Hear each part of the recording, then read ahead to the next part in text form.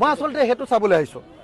এতিয়া জুবিন ক্ষেত্ৰৰ লগত ক'ত অশোক সিংঘালে মাটি লৈছে, মই অশোক সিংঘালক স্পষ্টকৈ কৈছোঁ, যদি মাটি আছে জুবিন ক্ষেত্ৰৰ লগত খোলা খুলি ভাই অশোক দা এৰি দিয়া মাটিটো, নহ'লে তোমাৰ মাটিটো আমি দখল কৰি ল'ম।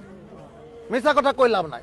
অসমীয়া মানুহে কোনো অশোক সিংঘালক আমাৰ জুবিনদাৰ সমাধি ক্ষেত্ৰৰ মাটি ল'বলৈ নিদিওঁ। এইটো ট্ৰাইবেল বেল্ট এণ্ড ব্লকৰ মাটি, হয়নে নহয়?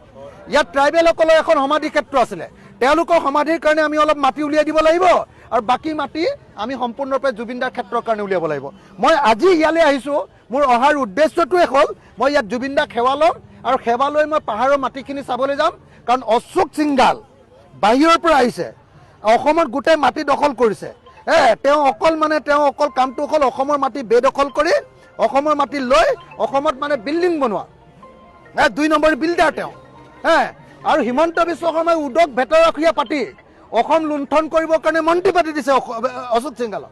কিন্তু এইবাৰ যদি জুবিনদাৰ মাটি লয়, জুবিনদাৰ বাউণ্ডেৰীৰ মাটি যদি কোনোবাই লয়, ইয়াত থকা চৰকাৰী মাটি আৰু ইয়াত থকা ট্ৰাইবেল বেল্টৰ মাটি যদি কোনোবাই মাৰোৱাৰীয়ে ল'বলৈ আহে, এনেকুৱা ৰামখেদন দিম মই নিজে চাবলৈ আহিছোঁ।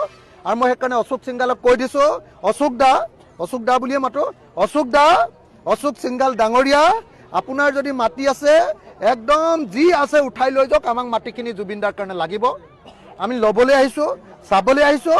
আৰু যদি আগফালে কোনোবাই অশোক সিংঘালেই হওক বা অন্য ৰাজেশ বাজাজেই আহক, ৰাজেশ কিবা এটা আছে, ৰাজেশ জালানিয়ে হওক, ৰাজেশ জালানিয়ে হওক বা অশোক সিংঘালে হওক, দলি মাৰি পেলাই দিম। খোলাখুলি কথা, জুবিনদাৰ মাটি আমি ল'বলৈ নিদিওঁ, দলি মাৰি পেলাই দিম। খোলাখুলি কথা, জুবিনদাৰ মাটি আমাক এৰি দিব লাগিব, খোলাখুলি কথা।